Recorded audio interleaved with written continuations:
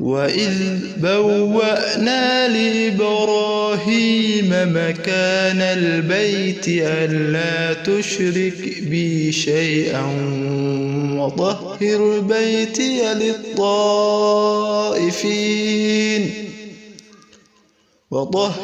بيتي للطائفين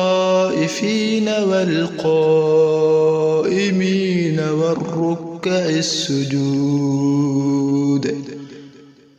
وأذن في الناس بالحج يأتوك رجالا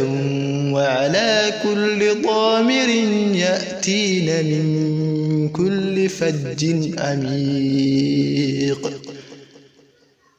ليشهدوا منافع لهم ويذكروا اسم الله في أيام معلومات على ما رزقهم من بهيمة الأنعام فكلوا منها وأطعموا البائس الفقير